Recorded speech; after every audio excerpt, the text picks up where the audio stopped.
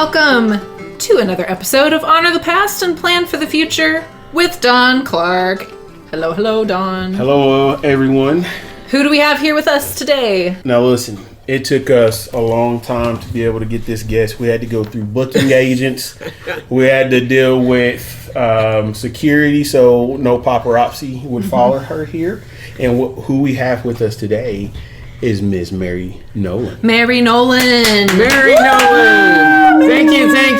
Thank you. Welcome, Mary. Well, I'm glad to be here. This is a great idea, I think, to get to know folks. I heard your little deal with Don and enjoyed hearing some more about him and learning about him. So this is a great way to get the word out about what's going on in our town and people who help make it go. Yes, that is certainly true. You're one of the people that makes it go. You are. So usually I just follow those people, but that's okay. You can think that. I'll take that.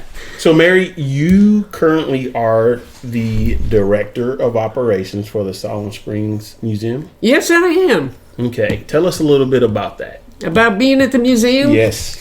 Well, I was here helping a friend of mine for a few years and was looking for something to do. I had kind of retired from full-time working life. And a friend of mine, Katie Renard, said, you need to get on the board. So when Katie asks you, you just say, yes, ma'am. And so And she was chair of the board, right? Yeah. But boy, she can get things done. Yes. Anyway, so I became a board member. Okay. And then we were getting into the fall right before they were going to move back in to the newly renovated building. And we needed one more staff person. So in 2019, I became a volunteer staff person. Like, I'll come in a few days a week, a few hours, and I'll answer the phone and help with some things and stuff. So that was 2019, and I just never left.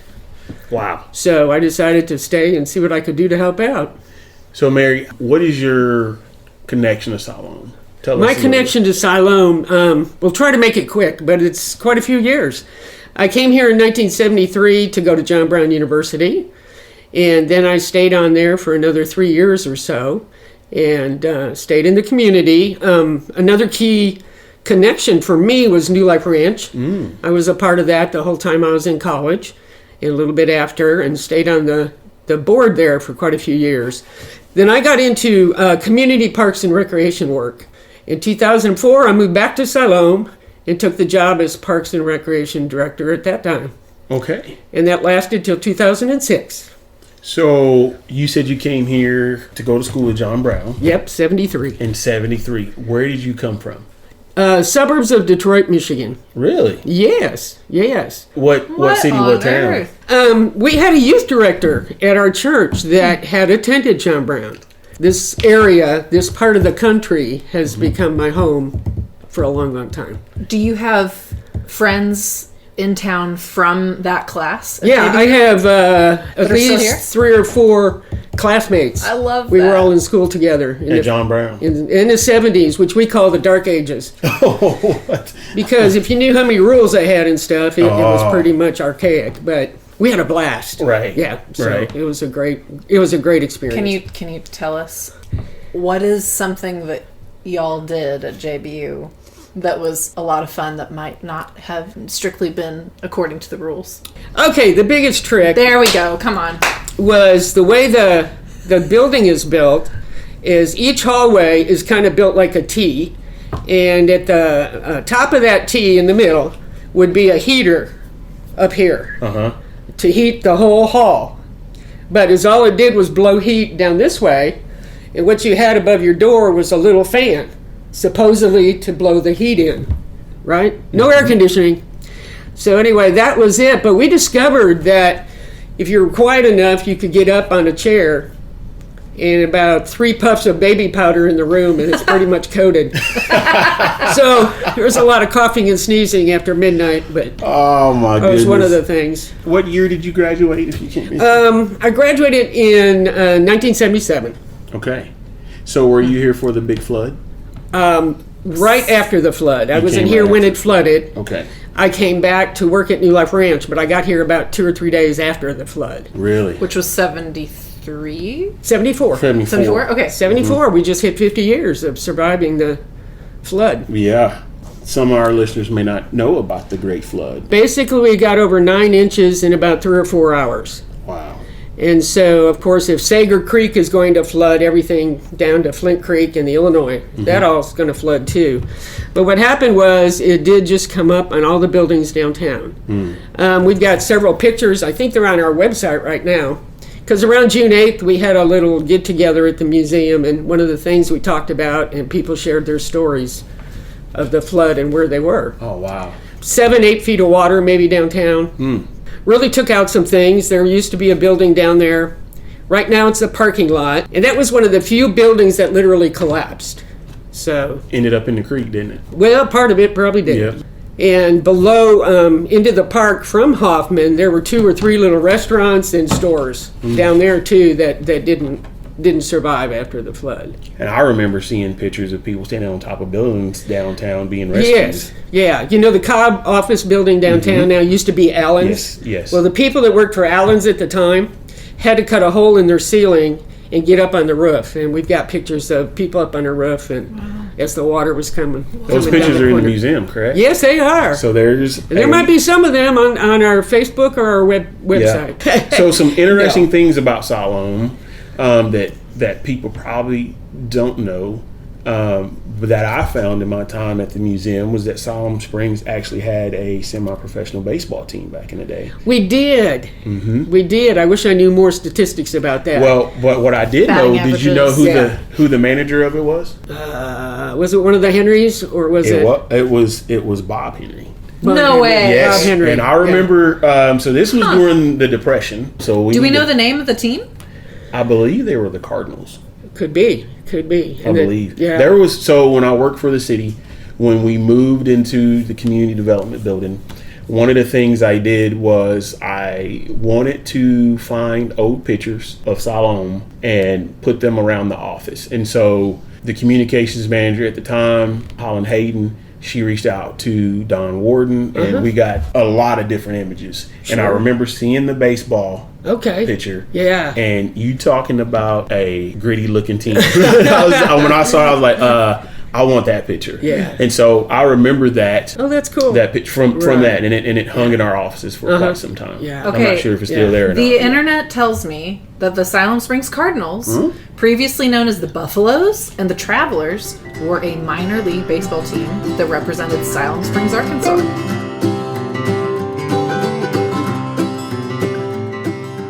Yeah. So, Mary, let me ask you a question. So, when you came here as a freshman in 1973, and you guys are like, hey, let's leave the campus, let's go out to eat. Where did you go in Siloam? Well, if we wanted McDonald's, we went to Fayetteville. Because at the time, after 6 o'clock at night, Barnett's was here, but it was closed.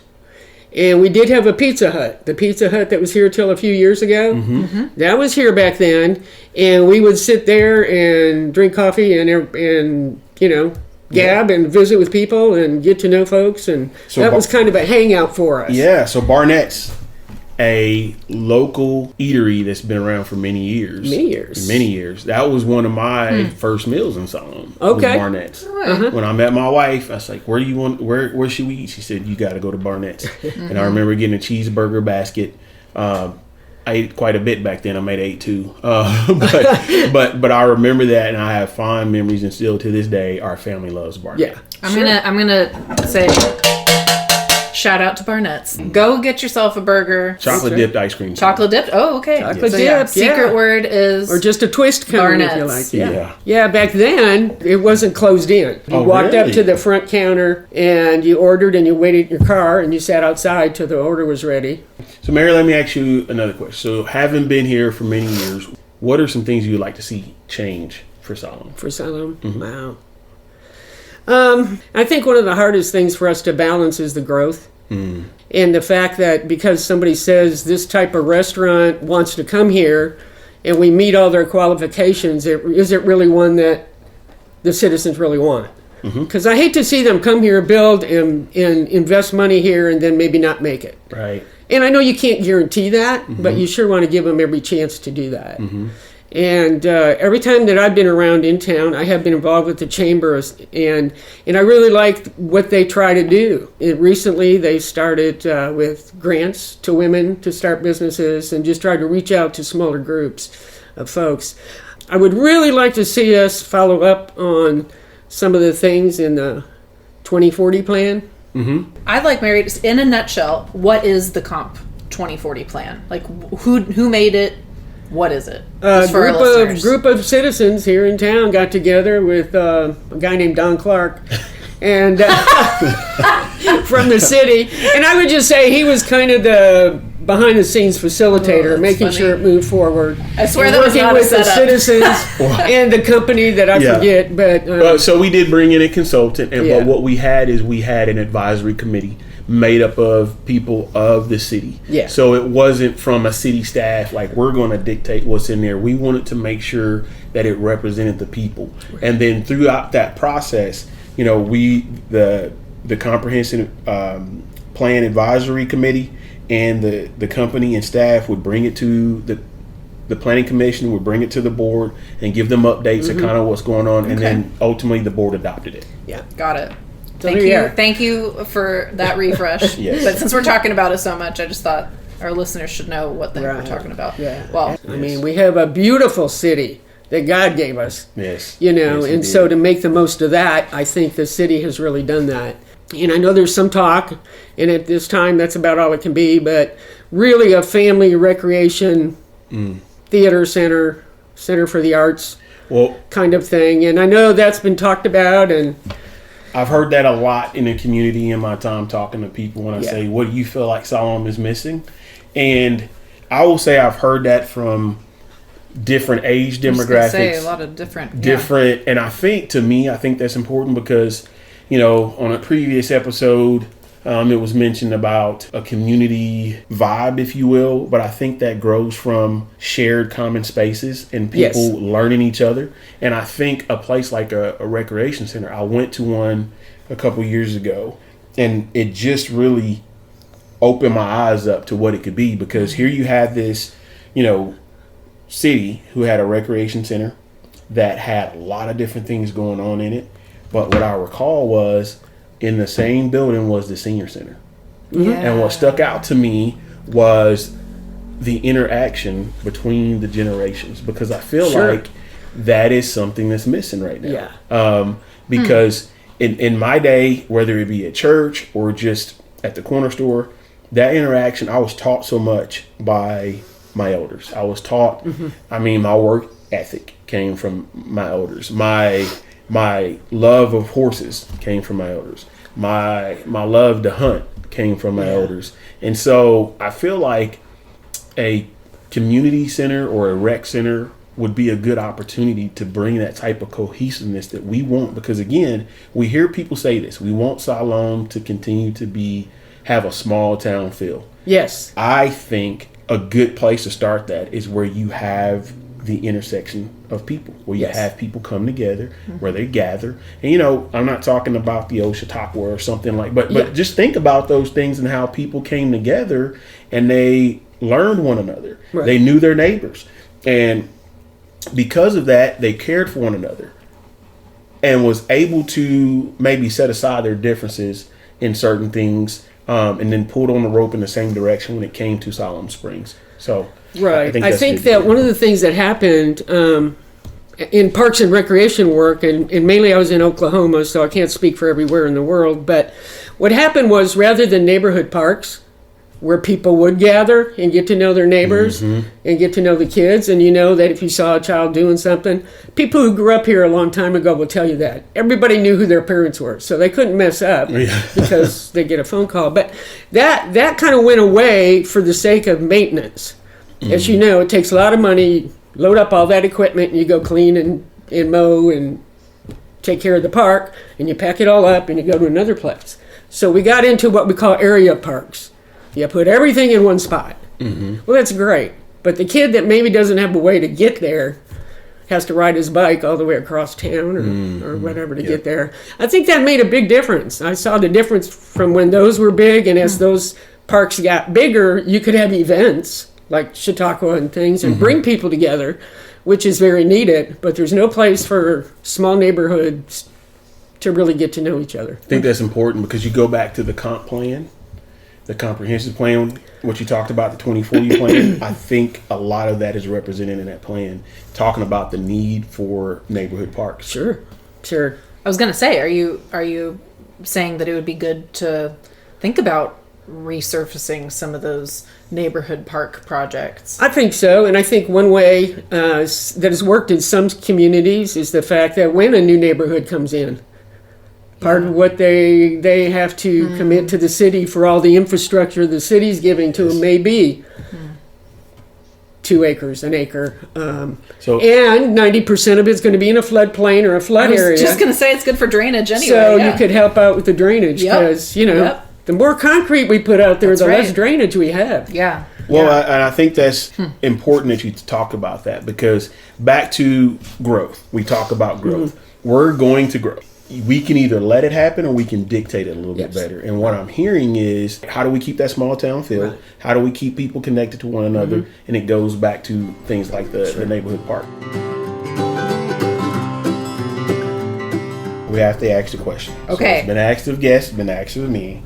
So, Mary, what would people who've known you for many years be surprised to learn about you? Is there a hidden talent? I don't think so. I think I'm too much of an open book. But they probably, wouldn't know that I grew up in Detroit. In that area.